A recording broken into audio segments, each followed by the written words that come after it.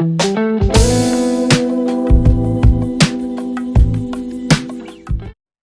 bing, bada boom, bop, bop, bop.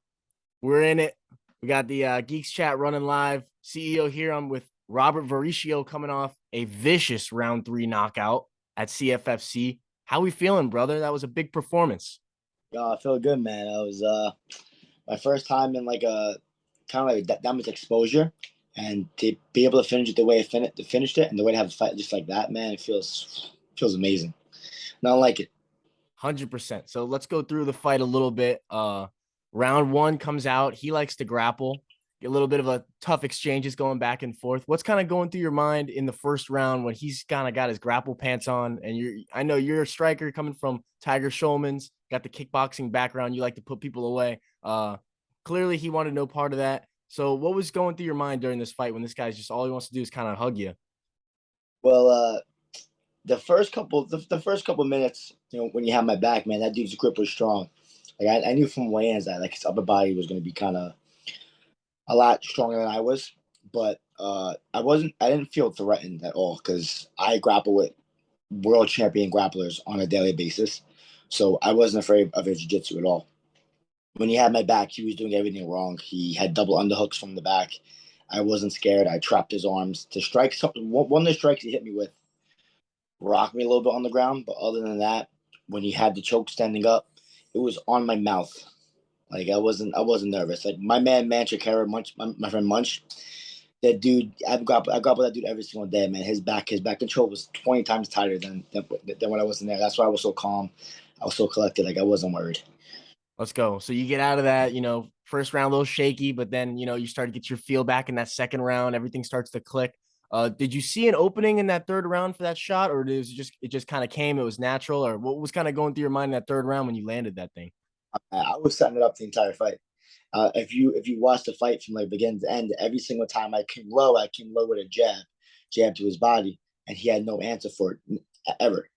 So I was setting up slowly because I knew he was taller. I know his left hand, he has a very lazy jab. So jab to the body, jab to the body.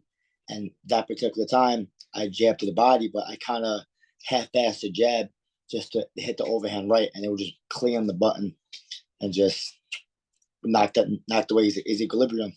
Around once he came out with that urgency, but here's a replay, man. Tommy threw that up knee, good decent right hand, and then boom, clean. Nothing fancy either.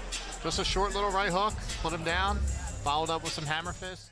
And I was like, it was the first time for me personally that I've ever like made someone wobble like that. Like I've knocked people clean out, but I've never made someone wobble. And I was like, ooh, I didn't know what to do. It was pretty cool. I'm not gonna lie, it was nice. Yeah, that's sweet. So did it feel any different than like these knockout punches you're talking about, or was it like when you hit him, you were like, okay, that's something? I wasn't like trying to knock him out. Like it's like people always say, yeah, bro, it's always the punch that like you don't try and knock him out with. And I'm like, yeah, now it fucking makes sense because like I just put it there. I just put it around the button and he went down. I was like, oh, I wasn't expecting it. It did feel a lot different. Like I wasn't trying to. Like it was nice. It's a That's good feeling. That's what's up. I can't even imagine. I talk about it with guys on the interviews all the time. I'm like, bro, I imagine what that feeling's like to just fucking spark somebody and like walk away and just like everyone's happy. You know what I'm saying? Like that's just craziness. But in terms of, where we're going next, right? You get this knockout. This is your third knockout. You're 3-0 now. So, ripples are being made. When are you trying to come back out, or you trying to turn around quick, or what's kind of your timetable?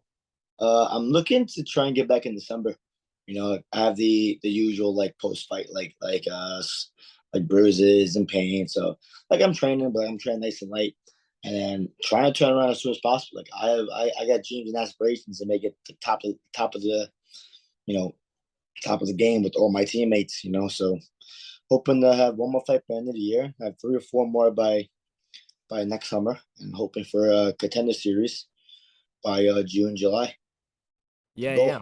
100%. And I mean, any hardcore fight fan, they're gonna know Tiger Schulmann's. They're gonna know the roster of guys that go through there, the caliber. But really give us an insight on what it's like. Coming up through Tiger Schulmann's. 2022. You're the prospect in the gym right now. What's kind of the vibes in there? What's everybody kind of training like? Like, what's it like in there right now? Well, we got big fights coming up for all of them. We got Julio, Arce fighting in MSG.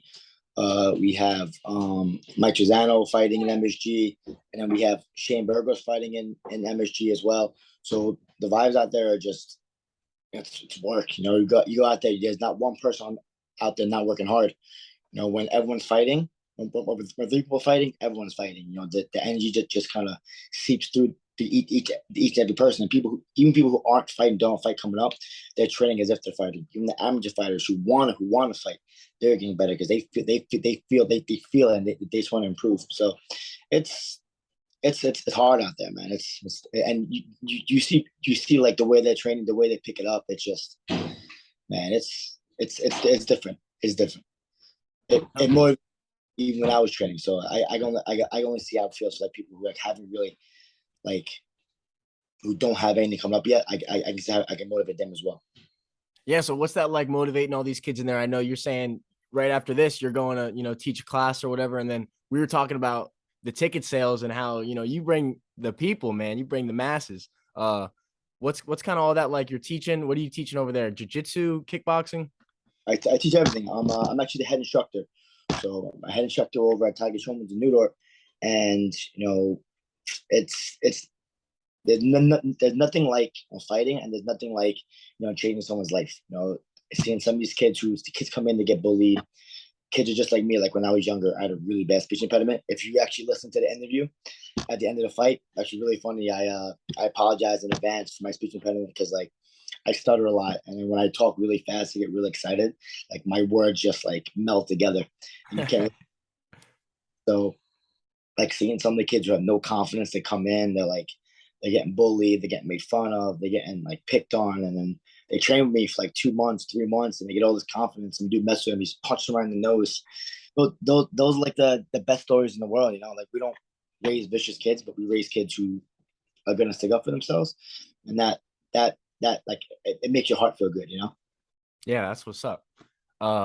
We got the tape on the wrist here. You were giving me a little inside scoop. Give us the breakdown. What's going on with the hand? We know it's not broken, even though it did go through a big old splatter. Give us the meltdown.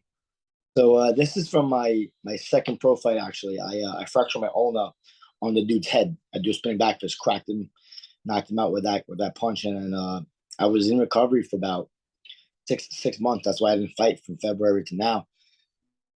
And then I felt great. Went to the fight. I don't know what happened in that fight, but I remember like at the end of the first round, I looked at my wrist and it was like a little bit tight. If you see in the video too, I looked at it, and then like at the end of the fight, I went upstairs. I went to open up my bag, and like I couldn't rotate it. It's a little swollen. Like even my doctor said, yeah, there's nothing crazy. It just you probably got hit around the bone, and it swelled up. So I'm good. I can still train. I can still grab stuff. It's minor stuff. Ain't gonna hold me back. Not too shabby. We get right back in it. So, Yeah. Obviously you're the head trainer, you're fighting full time. What are you doing on the side? Are you doing anything else like hobby wise? You like watching sports? Are you big New York fan? Actually, I'm not really big on like watching sports. Like I'll watch like a basketball game here and there, baseball game here and there. But like sports never really my thing to watch because I'm never really home. I don't really have time available to like sit down and watch games. Like so most I ever do really is I'm a big gamer. Like I'm a fucking nerd. I'm a nerd and a half, dog. Like I get sit home and I can play like League of Legends sometimes or like World of Warcraft. I'm one of those geeks, dog. And no one ever expects it because like they hear like MMA fighter, they hear teacher, and they're like you're a gamer. I'm like, yeah, I'm a little bit of a nerd. No, dude, But it ties together, bro. You just gotta, those guys they up at the top. You see like Sugar Sean, Mighty Mouse, Demetrius Johnson, like they're killing it. Like they're ahead of the other guys just because they game. You know what I'm saying? Like they're making all this money on top of their fight checks, like a month, a week, a stream, even. So just being able to interact is dope. yeah, I used to be subscribed to Mighty Mouse. Actually, I used to watch him all the time because he plays right. He used to play World of Warcraft. Or I think he still plays. I haven't watched him in a while. I remember he was a pretty good player back in the day. Yeah, dude, you got to get on the streams. Have you ever thought about opening up your own little shop? I was thinking about it. Yeah, I was. It's just it's a lot of time and effort. So I was like, I got to really commit to it. So I'm kind of on the fence about it, but I'm thinking about it. I'm a pretty good player, so maybe. Oh yeah, you got the top caliber skills in the gaming world too. I wouldn't say top caliber, but it's up there. It's up I win a couple tournaments. there. Here and there. Yo, so in the gym, you got, Shane Burgos just signed this fat contract with PFL. That's got to be a motivator in the gym. Everyone's seeing, like, it must be so good to just see Shane, like, finally, get what he deserves. What's kind of your thoughts on that whole deal? And I know that Ryan's in there too. You guys probably great training partners. Give me your breakdown on that whole situation. Oh, I mean, look, listen. If at the end of the day, man, this is a career, and if you're working at a law firm, right, and the law firm, like it's the top law firm in the world, everyone's like, oh my god, Goldman Sachs, whatever, top law firm in the world. But then one law firm a little bit lower is like, yeah, I'll pay you 20 times more to do the same thing. You're gonna take your job, you know. So you, I'm 100% with him, bro. Like, what he's getting paid fat check for the same amount of time, right? The same caliber level of opponents. If not a little, definitely a little less. Like, I fucking do it. I do shit any day, man. He has a family he has to think about. So Yeah, it's fuck, facts. fuck And yeah. how are you training with Ryan in there? Are you guys like main training partners or? Well, Ryan's a 25er, but we do like we exchange knowledge a lot. We work with each other sometimes, but like we don't we don't grapple like kickbox each other because like the size difference is like it's too vast. But Is it that fast? yeah, he's like one. I don't know what he walks around at, but I know he's a 25er. I'm a 55er. So like like we'll talk and we'll exchange knowledge of different moves and stuff. But like to go like hard on live, it's a rare occurrence, but it happens sometimes. We do go live sometimes. But he's my boy. I talk to him like every single day, man. We have laughs, good times. Yeah. Yeah, for sure. And I'm sure, obviously your training's up to 100% right now. You're trying to get back in there in December. Is Contender Series kind of what your eyeballs are set on? Is that kind of like what you want to do? You want to be at a Tiger Schulmann's on that show, make that big noise? That's the goal. That's why every single weekend I watch, like on Tuesdays, I'm like, yo, this 55er, I'll smack this dude up. This 55er, I'll smack this dude up. And I'm just like, what these guys doing on the show, man? They're garbage. I'm just like, so like I saw Bo Nickel fight with 2 fights, and Bo Nickel's a fucking savage. And I can understand why. Like he's on it. And then like his first opponent, I was like, same thing, 2-3-0, but it was like, yeah, I'll be on the show soon. Dude, something that I like to ask guys that are in perfectly your spot right now is you got all these different ways to get in the UFC nowadays, right? You get like a late notice, you get jump right in there against like a stallion like they usually do, or you could go on the Contender Series, or you could go on like Tough. What do you think about like Tough? I mean, if they came at you and were like, "Oh, we want you to be on Tough," because some guys are like, "Dude, fuck that, bro. I'm not going through like the hardest weeks of my life to like maybe get a contract in a tournament when I could just keep banging dudes out in regional scene, make a splash one time on the Contender Series, and I'm in, or just get a contract short notice, don't have to prove nothing really." So, what's your thoughts on Tough? See, no, Mike was on Tough, but like I feel like the whole that it's more of a reality show than it is about the fights for Tough. And I'm a drama filled guy, man. I don't like fucking drama. I don't like even when my mom yells at me sometimes, like I walk right away. Like I'm like, all right, cool, and I walk away. Like I'm not someone that sit there with altercations. So like with cameras on me and shit, like people expect a reaction. I can't do that. And I don't. I'm not a fan with living with other people. I don't really know, but the experience would be fucking awesome. Think about it, you train with all new people, all new coaches. You get all new different looks. So like there's pros and cons, but I would rather do the Contender Series or get like a short notice shot. Like I'll fight someone top 15 the first day if I have to, man. I don't give a damn. I'm fighting freaking Shane Burgos every single day, or Mike Trizano every day, Julio Arce every day. So I'm used to that caliber of level of opponents, but I wouldn't do Tough. I don't know. It's not my thing. Yeah, that's where they bait you in. They say like, "Oh yeah, we get it. All this, this takes a longer process," but they pitch like you don't get this training anywhere else. This is, one at a time, and the legends that you get to work with and the connections you make. They sell that pitch, but at the end of the day, like if you're good enough, you could skip some BS and but And just because someone's a legend doesn't mean that they're a good coach. And some of these fighters can't coach, man. Like it's rare. I know people who can't fight but can coach. Yeah, I know people who can fight and they can't fucking coach. So it's nah, not for me. Yeah, dude, I feel that, bro. And that's like, with a lot of sports, you sometimes you got dudes that just nerds, but nasty coaching. I'm a All right. Dolphins fan. I don't know if you like football, but we got our boy Mike McDaniels, and Mm-hmm. that guy's far from a vet in the game. But he knows his shit. So we're riding. Sometimes knowledge is the best power, dog. I'm telling you. For sure. Speaking of knowledge, man, what do you got on this huge bout going down Abu Dhabi this weekend, bro? We got Islam and we got Charles Oliveira. Or I guess it's not this weekend, it's next weekend. But it's 55. So, your juices in the brain should be flowing a little bit. Maybe have a good read. What we got? I'm not lying. I'm excited about it. Islam.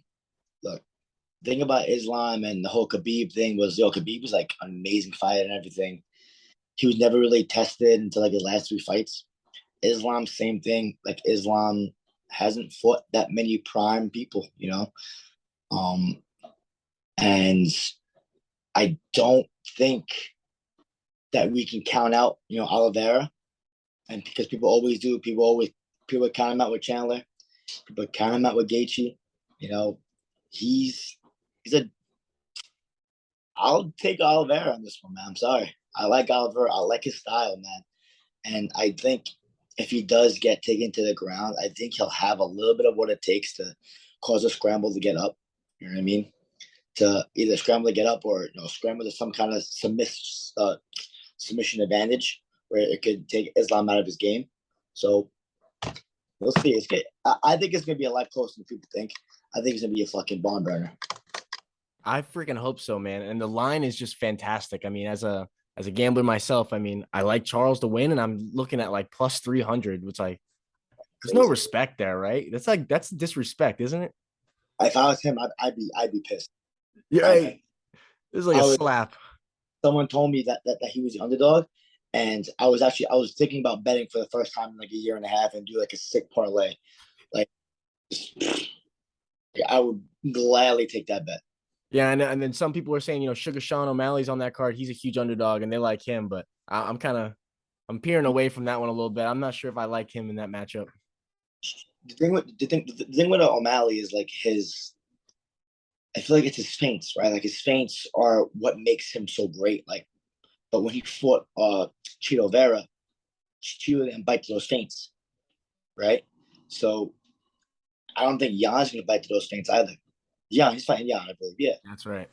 Yeah, so I'm not going crazy. I don't think Jan's gonna bite those feints because Jan's a pressure fighter. He's gonna cut the cage off. He's not gonna bite at all. So that's an interesting one. I would go favorite. I would go Jan that one as well. I wouldn't go O'Malley. Yeah, man. I mean, we got a whole lot to dial in about that card. So many fire matchups. I can't even believe they got all those guys to get on the same freaking night. I mean, holy shit. And we're going to see it your Eastern time. So we'll get it at like 11 a.m. or something. So it'd be like what a way to start the day. What a way to start the day. Hyped up all day, talk about this for the rest of the night. Yeah, dude, for sure. All right, let me get you one more question before I get you out of here. Not going to take too much of your time. Your whole family fights or what? Is this like a family fighter? Like you're a fighting family or what's this? Yeah. So officially only 2 of us had actual fights. So it was me and my older brother. My older brother actually fought before me. He actually had about 10 fights before I even started fighting. And then watching him was what kind of sparked me to get back into training and get back into fighting. And then I started fighting when I turned 18. I had my first fight. And then he kind of slowed down and stopped. But he had like his last fight last year, and he won the belt for the 165 amateur ring combat, I believe. Let's go. So my niece trains too. She wants to get her first amateur kickboxing fight in. My sister trains, and I don't know if she wants to fight, but she competes. She does like local tournaments, stuff like that. And then my nephew trains as well, but I don't know if he wants to fight. I think he just does it because it's fun. But it's a family thing, man. That's it. It's in the freaking blood, man. Yeah, man. That's it. We're all scrappers. That's it. Let's go. You got any final things, any kind of shout outs you want to make before we jump on out of here?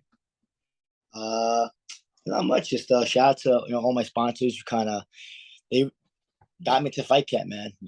Better Gourmet, Edge Pro, Optimum Health and Fitness, Charter Links, Tiger Schulmann's Pro Shop, Tiger Schulmann itself, man. These guys are amazing, man. They take care of me, and they make sure that one, I'm healthy, and two, I'm geared up, ready to go for a hard week of training all the time. So they keep me going. They're my order. Let's go. Yeah. That's what's up. So I mean, stay tuned. We're gonna get Robert Varricchio hopefully in December. 3-0 prospect, 3 knockouts. Stay tuned. Maybe contender series early next year, middle next year. Really appreciate you coming on, bro. Representing Tiger Schulmann's. We'd love to have you on in the future, man. Let's get that December fight, maybe a pre or post. That December 4th knockout, man. I'll come right back on. Don't worry. Let's go. Let's make it 4-0, 4 splatters.